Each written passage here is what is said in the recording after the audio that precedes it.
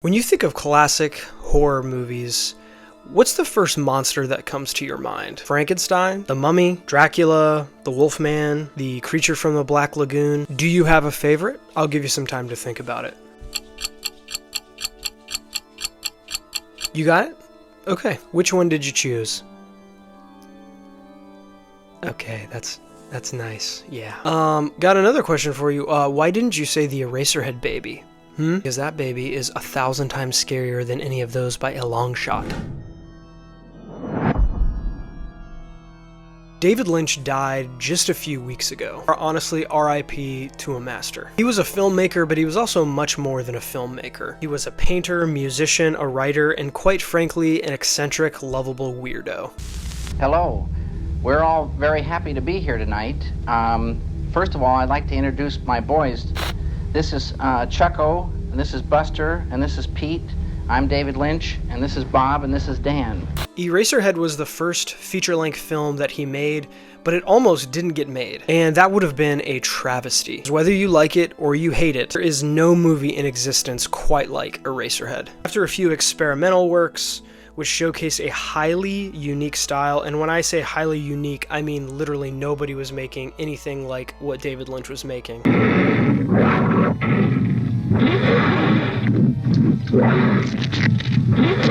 Lynch caught the attention of AFI's Center for Advanced Film Studies. He became a student there and was given a grant to make Eraserhead. This is important because the grant only got him so far. It was only, I believe, $5,000. In order to continue financing Eraserhead, he had to deliver newspapers and rely on personal donations from the cast and crew, which were very few in number, and they were all just like poor college kids. AFI let him use their campus to film, as well as some abandoned garages, stalls, and haylofts, and Lynch called these the stables. He lived in these stables during the duration of filming, and when I say he lived, I don't mean he just lived there during the times that he was filming. I mean, he lived there full time. He slept there as well. This was grassroots filmmaking at its finest. Like I said, the crew was small. They spent many long nights together in the cramped stables, eating food cooked on hot plates, in a room which David Lynch called the food room. After 6 years of running out of money, disassembling and reassembling sets, intermittent filming, living in the cramped garages, Eraserhead was finally finished, and it was distributed by Ben Barenholtz, who at the time was known as the king of the midnight movie. Midnight movies were an American cultural phenomenon that can be traced as far back as the 1930s, when independent roadshow operations would screen exploitation films at midnight in select theaters around the country. But it wasn't until the 1970s that the term became widely used, and enough of the countercultural movement could financially support a growing group of underground filmmakers. John Waters, George Romero, Peter Bogdanovich, who all in their own ways were pushing the boundaries of what was acceptable to show on screen. Previously, Barenholtz had founded a distribution company called Libra Films, which took on Eraserhead. If it wasn't for Ben getting Eraserhead, picking it up and distributing it, nothing would have happened to it. Zero. And Ben said, I'm not going to spend any money. I'm not going to, do any kind of, big promotion. And he said, in 2 months, there's going to be lines around the block. And that's exactly what happened. It played in 17 cities for as long as 4 years on the midnight circuit. And that usually meant one night a week, Friday or Saturday at midnight. And the film began to develop a cult following, slowly building an audience that would catapult one of America's most singular visionaries to cinema stardom.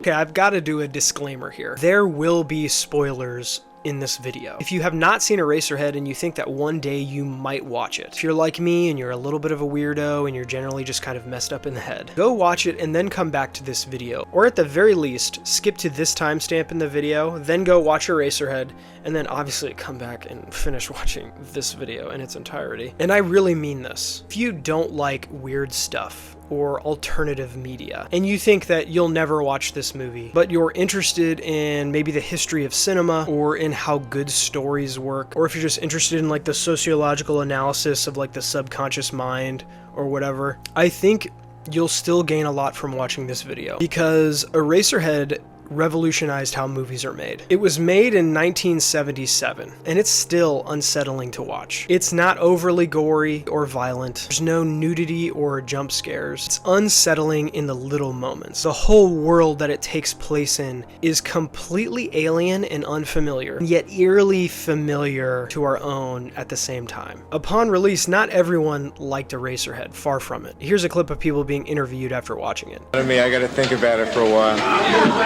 So people want to give you a card? Some inane, bizarre person with a disturbed mind wrote that film, and I did not enjoy it. Eraserhead is a unique motion picture experience. I recommend it to everyone. It's the weirdest thing I've ever seen.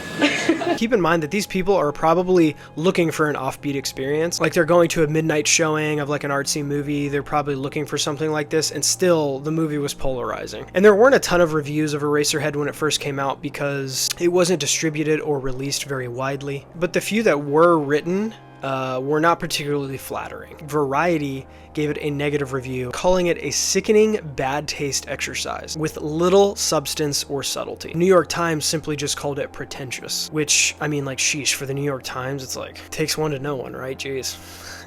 Yes, New York Times, particularly known for being America's salt-of-the-earth newspaper. The National Review called it a gross out. The thing that seemed to really annoy critics was the surrealism of the movie. Surrealism is just a fancy word for something that doesn't necessarily follow a logical sequence. David Lynch himself, I'm sure, would not appreciate being, having labels used or whatever to describe what he does, but I actually think in this case surrealism is not a bad label to use for him. The film begins with the main character's face. We kind of see this double exposure shot, and then he opens his mouth and like a spermatozoa creature comes out of his mouth. What a start to this, right?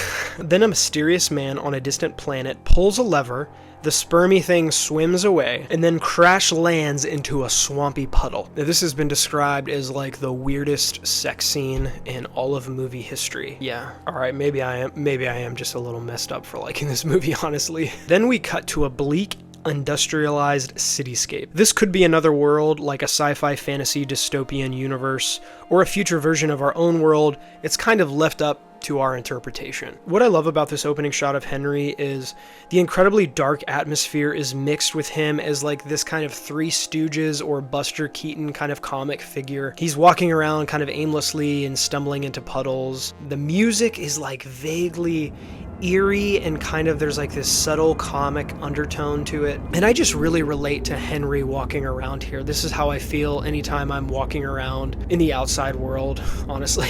Just aimlessly wandering and stepping into puddles. He's taking groceries home to his apartment, and on the way he runs into this mysterious woman across the hall with a very suggestive look on her face. Tells him that his girlfriend Mary called on the payphone and has invited him over to dinner with her family, which is like the first normal thing that happens in this movie. In his room, Henry pieces together a picture of Mary's face from a picture that is torn in two, so we assume that there's some kind of tension in their relationship. Henry goes to Mary's house. She's looking out the window for him, and they have this kind of awkward back and forth where he says, where have you been? You never come around anymore. And she doesn't really answer his question. She just says, well, why don't you come inside? Let's get this over with. We're given very little information, but it's a very effective scene because it really establishes the tension between these two characters right away. Before I had ever seen Eraserhead, I'd always been privately wishing that a movie would encapsulate the awkwardness of meeting your significant other's parents for the first time, especially as a guy. Oh boy, that is a skin-crawling experience. Everyone is looking at you out of the corner of their eye. Who does this guy think he is, huh? Every word you say in the conversation passes through like a million interpretation filters of like, is this guy good enough for our sweet baby girl? Our sweet, sweet baby girl? Which, like, it's totally understandable. Like, that's human nature. It's normal for parents to be protective of their children. But to be sitting opposite that protective instinct is really quite something. as an experience goes. It's like a very certain kind of dread you feel. I'm gonna insert here like a quick, weird personal side story. I had a girlfriend a long time ago, and I remember meeting her parents for the first time. Her parents had very important jobs. They were highly educated people. Sitting down to dinner was very intimidating. I had, awkwardly to kind of make conversation and ask questions about their lines of work. I didn't know a whole lot about the industries that they worked in, but I just kind of tried my best. And I thought everything went decently okay. I told my girlfriend at the time, hey, I enjoyed meeting your parents. Like, how do you think it went? And she just kind of had this worried look on her face. I said, like, what? Like, was it that bad? And she said, my mom thought you were kind of bland. I laughed and I was like, yeah, well, I mean, there's some truth to that. I am kind of bland. And she went on and she said, and you're not that intelligent. I was like, oof. I was like, okay. I was like, all right. And she said, you seem to lack ambition. Oh. So yeah, it seems like to her, you're probably not really going anywhere in life. Obviously, this is a very extreme example. Boyfriends, let me know in the comments if you've had similar weird experiences with this. This scene, this dinner scene, it's the only scene I have ever seen or read that remotely captures the horror of meeting your significant other's parents. I've never seen a scene so uncomfortable in all my life. They eat dinner. Henry is asked if he would like to do the carving of the chicken, and he asks Mary's dad. Just cut them up like regular chickens? Sure, just cut them up like regular chickens. I love this movie so much.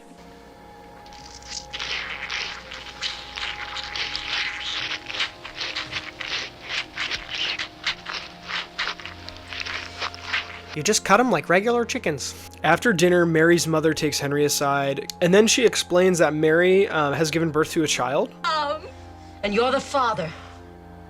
That's impossible. It's only... They're still not sure it is a baby. It's premature, but there's a baby. Now, if you think things in this movie have been weird up until now,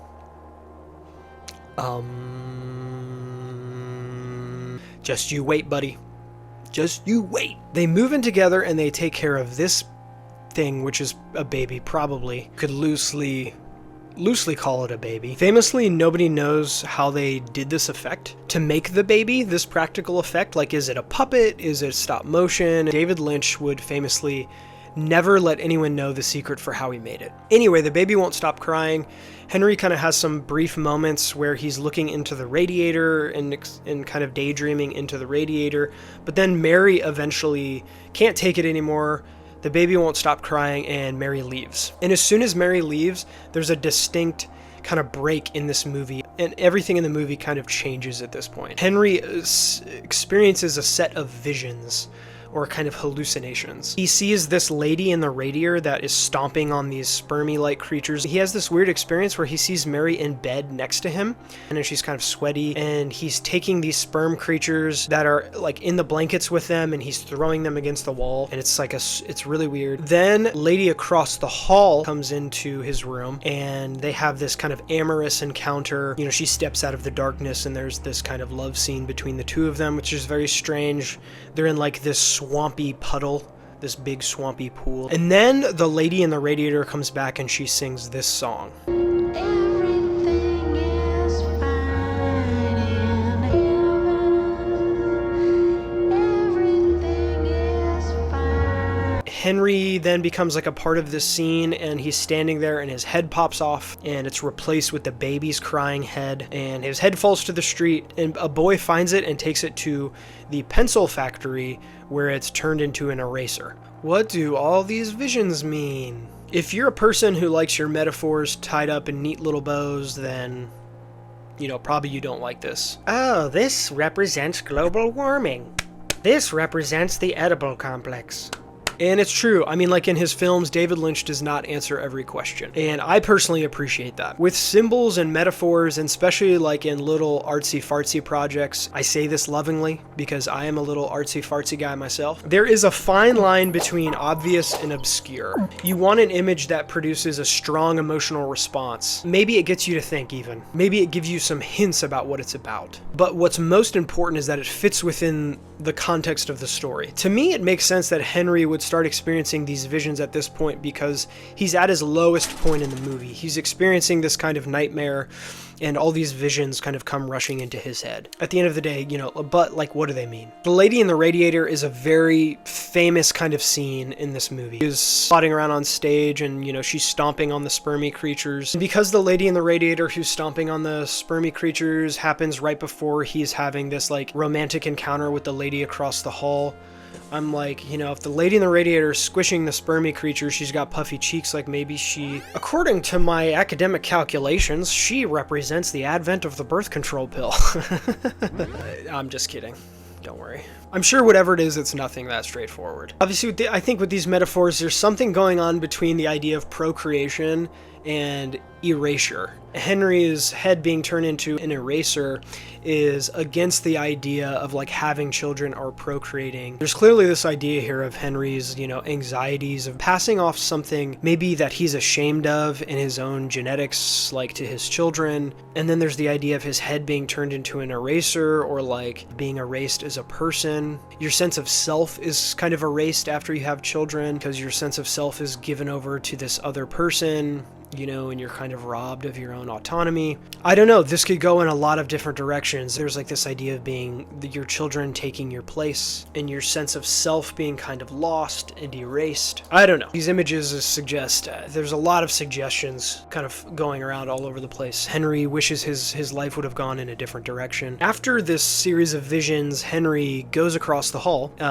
expecting to kind of have this encounter with the lady across the hall in real life rather than in a dream, but she's with another man. Henry's kind of devastated by this. Henry returns to his own room, and this is the most terrifying moment in this whole film. The baby seems to laugh at Henry when he comes back into the room, and the laugh is just incredibly creepy.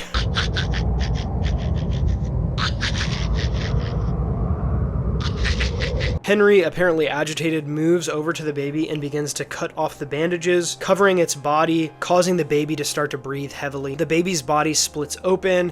Henry decides to stab the baby in the heart with the scissors and collapses on the other side of the room. The baby's innards flow over the electrical wires, which then produce sparks and short-circuit the lights. He sees the baby's head hovering now with a very long neck, and the lights flicker, and the baby's head becomes huge and engulfs the camera. And the man on the planet is seen pulling the lever, and apparently he's being electrocuted. And in the final shot, we see Henry standing in some kind of white afterglow, embracing the woman in the radiator.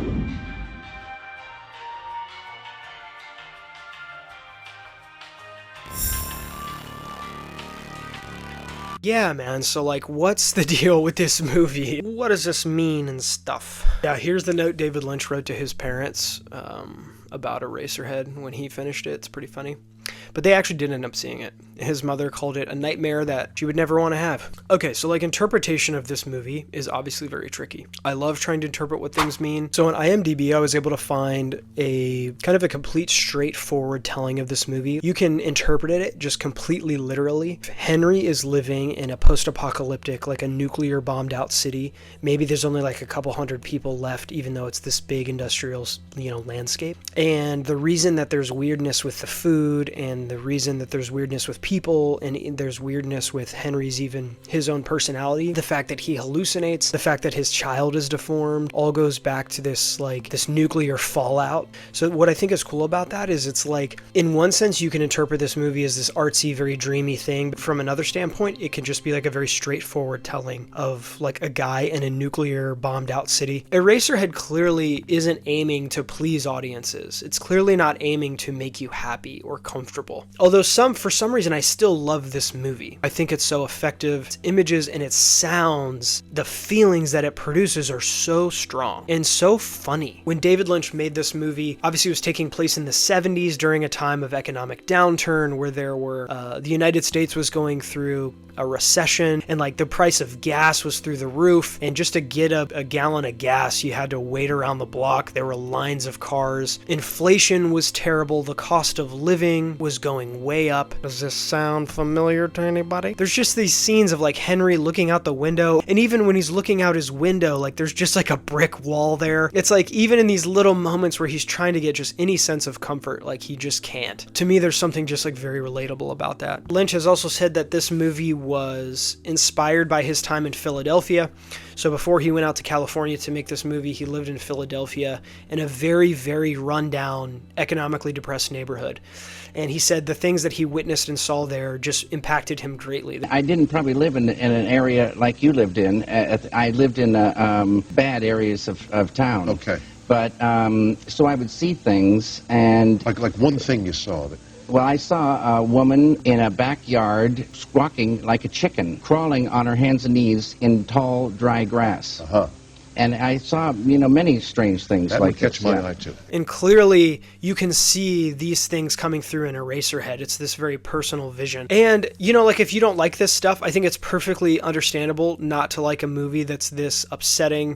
It's almost designed to be upsetting. I would make the case for normies. Like, I think if you're a normie, the case that I would make is that why do we make works of art? Why do we write songs? Why do we create images? Like, why do we start painting things on cave walls? Why did we gather around the fireplace to tell stories? Why did we ever do these things? Clearly, it's not just to make ourselves comfortable and happy, because a lot of the greatest stories are devastating and sad. And so it's this mystery. Why do we point to these negative things in art? Why do we point to conflict? Why do characters always have to have conflict or it's not interesting? I think it's this very mysterious thing that we do. Often in today's world, we want to go to movies or social media for like comfort.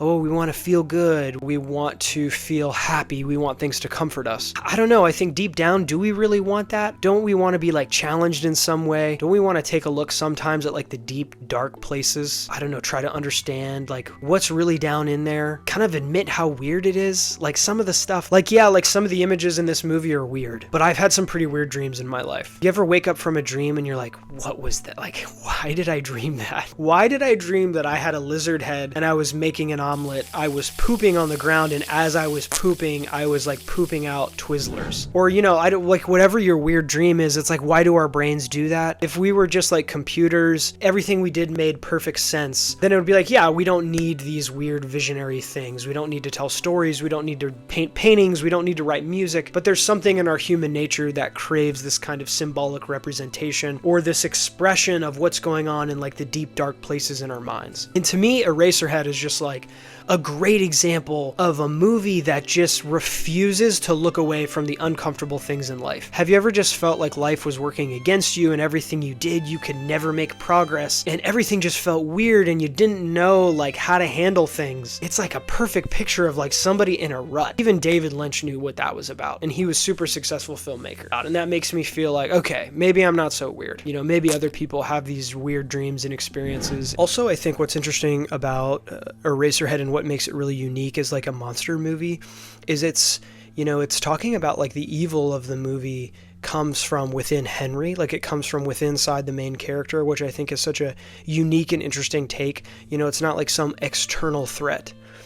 It's not like a monster movie of like a thing out there is coming to break into our house and attack us. The thing comes from like within. This real evil is like something within all of us. We pass on to our children. It's a part of who we are as human beings. It's part of human nature. And that's what I think is so deep and cool about the message here is it's not telling you that evil is like some far out thing that's going to come and get you.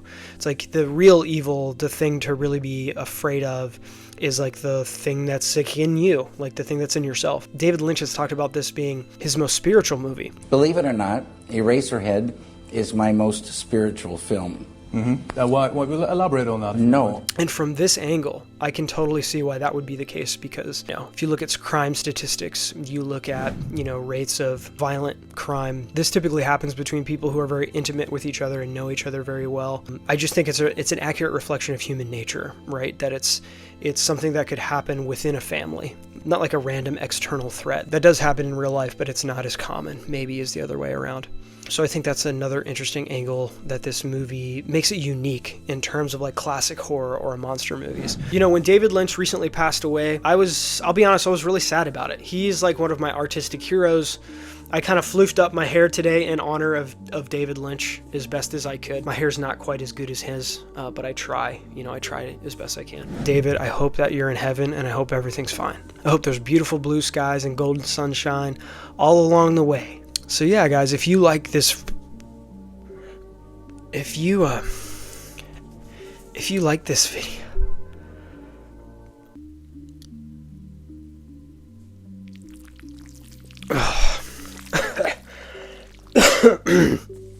oh, sorry. It happens from time to time. If you like this video, please like and subscribe. Bye, everybody.